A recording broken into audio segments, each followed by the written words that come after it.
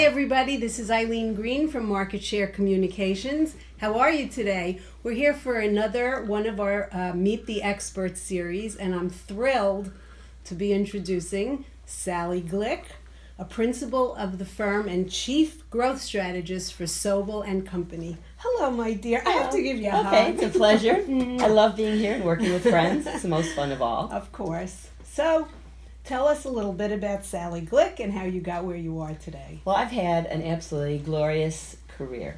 I started working for my father, and I think it's the best place anyone can begin is working with a family member.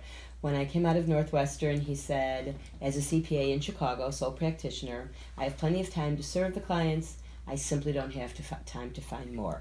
And so here I was, fresh out of school, in my 20s, and he just sort of set me loose in the Chicago community and said, go find clients. There was no internet, there was no website, there was no social media. There was just word of mouth, building relationships. And so I got my start in marketing and branding and communications in a professional services firm by doing what's worked for thousands of years. And making contacts. Did you major in marketing in school? I majored in, it was like liberal arts. Mm-hmm. And with a minor in psychology. So sort of with the intention that I would be able to help people understand people and their decision-making process. Right. But marketing wasn't like something that I had seen on my horizon. It was just something that he needed.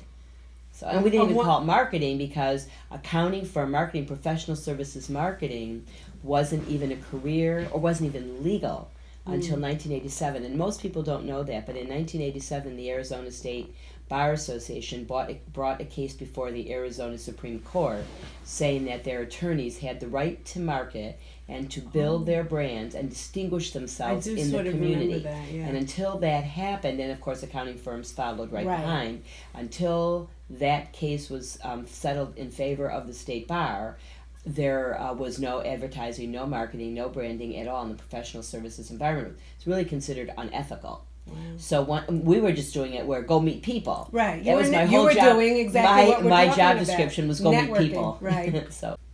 So we're here today because I wanted you to share with our audience and talk a little bit about your networking skills. Because since I've known you, you are the consummate networker.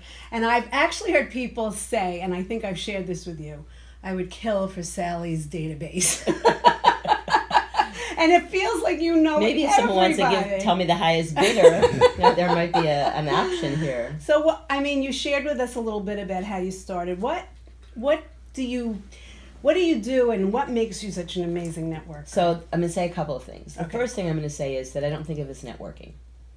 I think of it as meeting people and building relationships. Which is great. And networking is almost feels like a commodity to me, a transaction, not meaningful. Second thing is because I did start working with my father, our name was on the door. Mm. And the people we met and the relationships we built were meaningful and long-lasting. And so I had a great start. I didn't come into a corporate environment. I didn't come into a firm of 2,000 where I played a meaningless role. I was an influencer from the beginning of my career in how we built that practice. And so I learned those skills, and I really learned them from my father.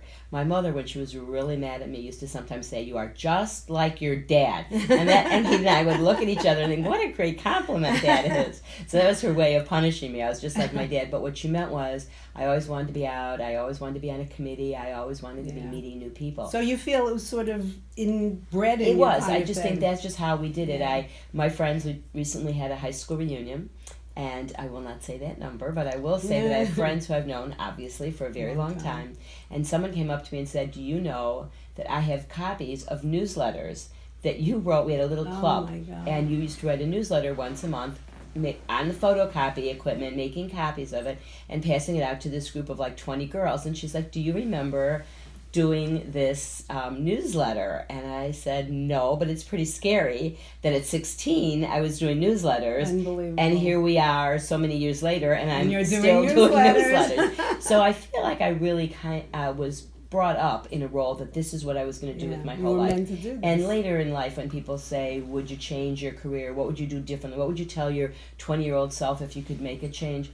I wouldn't change a thing. That's I love wonderful. everything that I don't do. know too many people that would say that. And I'm fortunate that I work at a firm that is not holding me accountable in a way that says, your title is Chief Growth Strategist, marketing and communications and branding, and you must do those things only. I do those things. I do write our website content, I do our newsletters, I do our blog, and I do support and help all the people in our firm.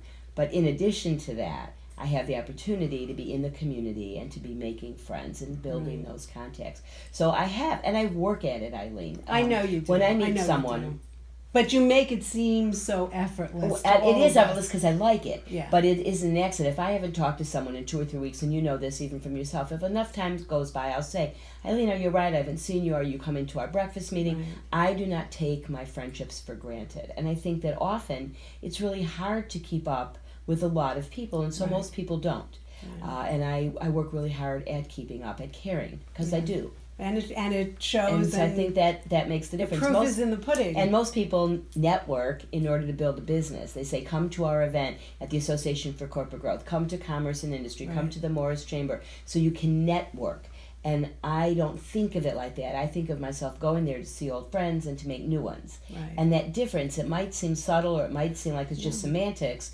It changes everything. I'm not looking at it professionally in terms of how many business cards can I amass. And how big can I get that Rolodex? Remember the days of a Rolodex? Yes. For no one those even people knows who that there know. used to be a Rolodex. What is you that? flip through it, folks. But I don't think of it as building a database. I think of it as making friends. And it comes across. It really does.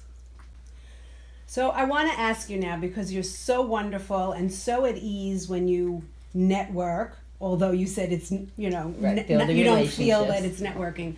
But so many people that have to do it for a living as part of a sales team or part of a marketing team, I've heard from people, I dread it. I have to go to another event. I have to be at a breakfast. I don't know what to say.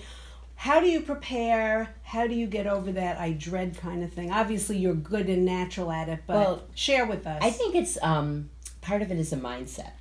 Yes, if I'm like everyone else. If I walked into a room and there's 400 people and I only know 2, it's awkward.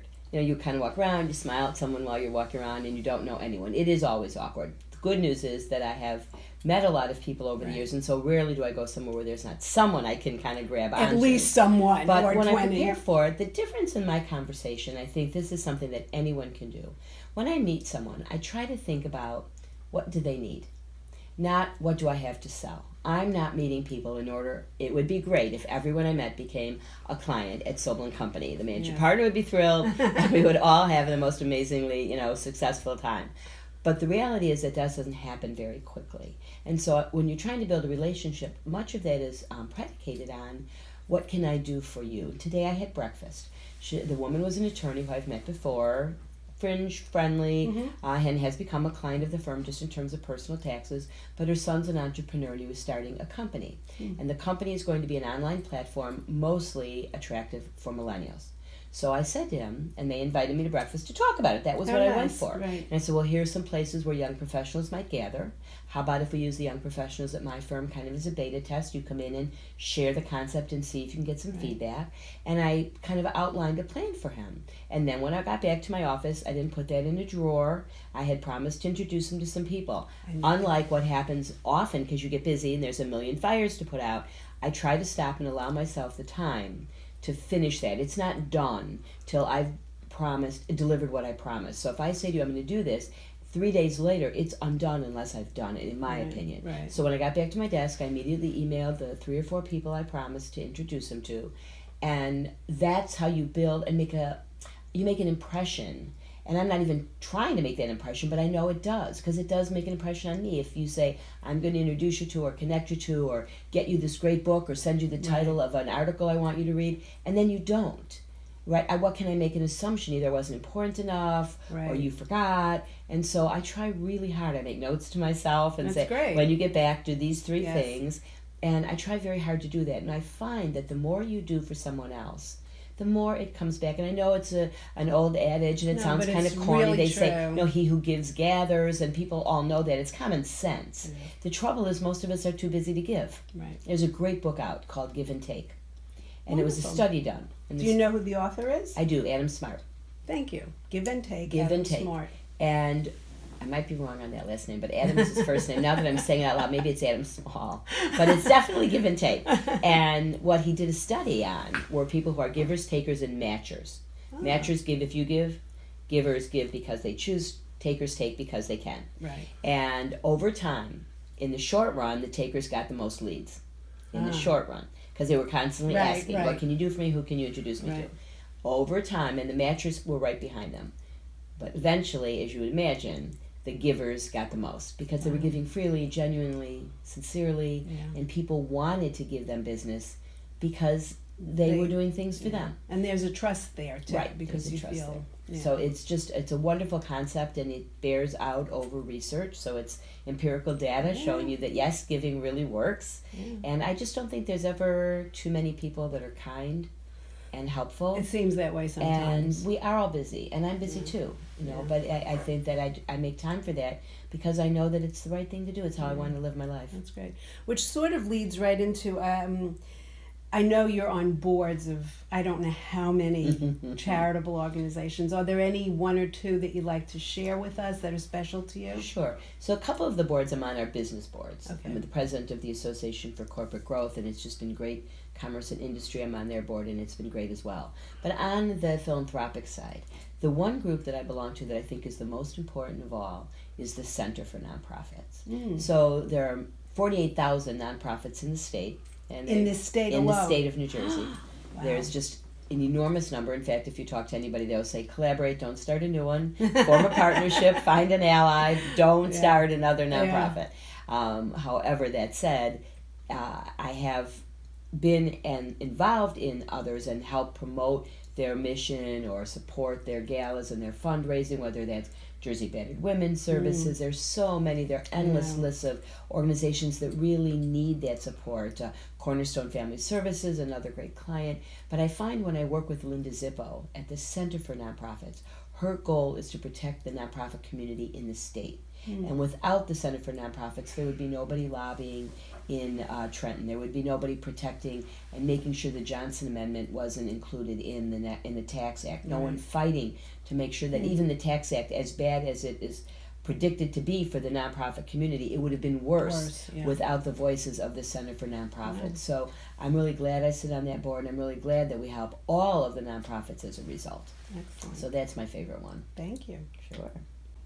Sally, so let's sort of wrap it up and do a little overview. You're this amazing networker, building relationships, getting to know people, and I think I can't imagine how many you know, but I see how people gravitate to you, and that has to equate at some point to how you've helped Sobel and company build the business. So talk to us a little bit about that and how, what Sobel services are and who they help. Thank you, and thank you for giving me the opportunity to do that. So what I have found in life is that although I didn't start out thinking that marketing would be a career, meeting people would be a career, what I have learned is that it is the most important thing in any business. Just recently, the Center for Nonprofits did a survey. They asked their nonprofit constituency, what's the most important thing you worry about? It was marketing and branding. And that was nonprofits, right? And the same thing is true in the professional services environment. The same is true in every business. It's about sales, it's about marketing and branding. Without that, you have nothing.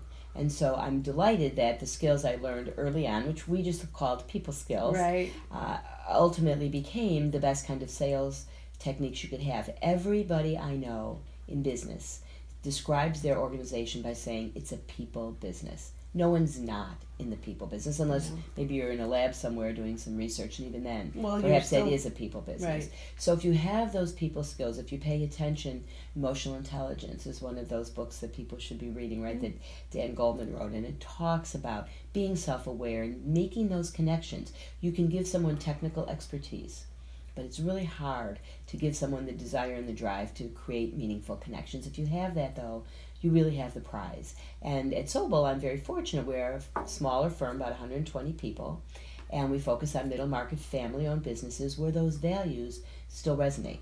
Which is very nice. And so it's nice for me because I'm in the right environment. I could be at a larger firm or one that's more institutional, where there are different expectations of the marketing and branding. But in our world, we combine those tactics that are more traditional, like your website and your newsletters and your social media, along with the personal attention and the word of mouth connections, and creating and being a resource for people. And I have to say that when you call Sobel, the one thing I've said over and over at meetings with you, somebody real answers the Yes. phone. You're not getting voicemail unless it's after hours, Right. of course. But I love Kathy who answers the phone. Exactly. And She's somebody our number one. Oh, we have person. wonderful, and it's such a good feeling to have that connection. Sure. That's the real And there's connection. a conscious decision there. That's part of our brand. We couldn't say we are a warm and welcoming firm as a brand, and then have you call and get lost in voicemail heaven. Right? Which How? many firms Which do. we know So you do. have to stick to what you say you do, Yeah. and that tone comes from the top.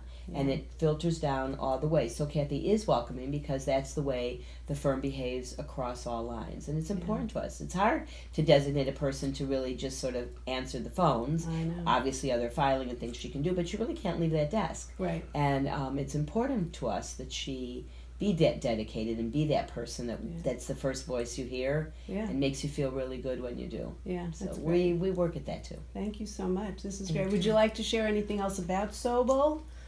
Just that I think that I worked at other firms. I've written other marketing materials. It's one of the few places I've ever been where what we say is what we mean. Everyone uses similar words. No one's going to put out a brochure that says, we don't really care about our people, but come to us anyway. We don't have any technical expertise, but trust us, we'll figure it out. So everyone's saying the same thing. Right. Everyone's going to promote the things they do well course. and try to convince you, as they should, that they are the best solution for your organization. And there's only so many ways you can do that. What I love about our firm is that it's what we mean. That's fabulous. So- Well, thank you so much. This you. was great. Thank And you so thank much. all of you Thank for watching today. And we'll be back soon with another guest on Meet the Experts. Have a great day.